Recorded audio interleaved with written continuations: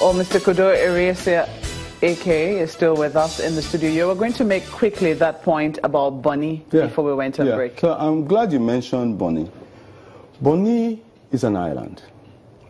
It is probably one of the most important towns, so settlements, in the Niger Delta, as far as the oil and gas is concerned. There you have Mobil, you have Shell, and the export terminal, and then you have NLNG. It's present. So when you look at the importance, measure of importance of places in the Niger Delta, Bonny certainly ranks prominently. Now, the NDDC has been functioning now for years. There is no presence, not a dot, not even a signboard of the presence of NDDC in Bonny. The roads, the major roads in Bonny are those that we worked with the community to deliver. The water running in Bonny, those we worked with the community to deliver. Electricity today, that is what we worked with the community to deliver. And we're also working further with the community, making further commitments to give 3 billion every year for 25 years to try to develop the place further. Where is NDDC? There are questions on that, definitely. There are questions on that because, but we'll get to that after we take this question from Chamberlain. Well, we understand that there was a public hearing about this same matter. What was your company's response at that public hearing? Is that exactly what I'm stating here? So if that were the case, what I'm stating here? No. If that were the case and the people, everybody still felt we have to go ahead, what do we then do? Because they are the ones who are vested with that power to amend the laws.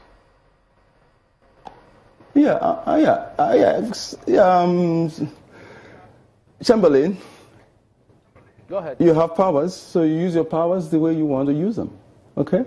But it doesn't stop those of us who are watching, for whom you're exercising those powers, from telling you what you think is wrong and what the consequences might be.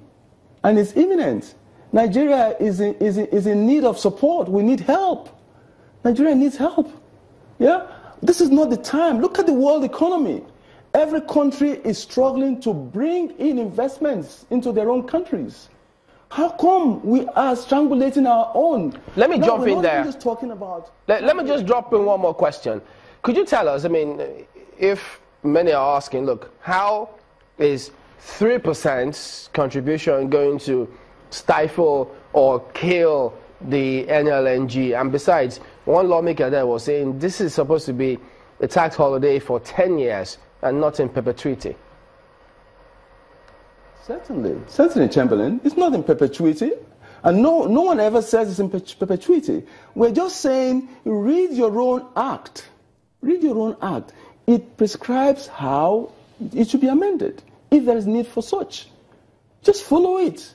Because if we go against the law, what happens is that we then expose ourselves to legal issues. And those legal issues may not only be national, they could also be international. It's not the time to drag our country to those levels. We're all Nigerians, and we know what's good for the country. 3 billion naira is how much you're committed to spending in the communities annually to convert Bonny to Dubai. Have you started paying any part of that 3 billion naira? Yeah, there's a foundation, the Bonny Kingdom Development Foundation. That is the foundation that we warehouse the money. So that has been erected. So that has not even started? That has started. The process is on. In fact, but itself as an entity has not taken off. What I mean is your contributions, your annual 3 billion naira contributions which you've committed to, has not taken off yet. We would contribute to that entity. So we don't contribute to personalities. So that entity, of course, the communities are working on it, and that's been created. So when is that going to start then?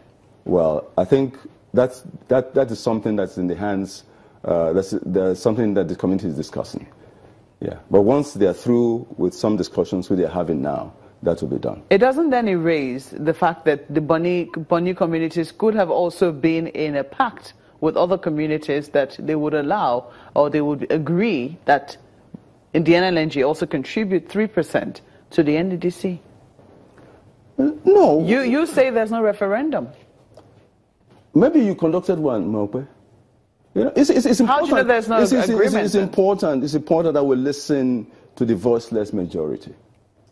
Because we have too many rabble-rousers, noise-makers, and who jump everywhere and say what they like for their own personal interests. So how do you know what I would like you to focus on? How do you know that there is a silent majority? Have you also conducted a referendum? These are people we work with every day. We live in Bonny. Now, what we need to be focusing on, Mokwe, is what's in the best interest of Nigeria. What is in the best interest of Nigeria? That's what we need to focus on. But if we choose not to, let it not be said that Nigerians were not informed, which is part of the reason why we're here, to explain the implications and to really tell you what the facts are. Now, I want you to understand that you're dealing with a company into which we invested $2.5 billion, okay? And this company has returned to Nigeria $15 billion in dividends. It has returned to Nigeria $5.5 billion in taxes. It has returned to the joint venture $23 billion in gas purchases. It has returned to states, local government, and regulatory bodies 51 billion naira. Is that the company that we should be tying on the stake? This is the company that bailed out Nigeria at the time. We should encourage other companies like this to come up. Brass LNG, for example. OK LNG, for example. This is the work we should be doing to grow our nation and to grow our pie. Not to struggle to diminish the little we have. Are you going to be making this case with the Senate? Obviously, our hopes now rest on the Senate.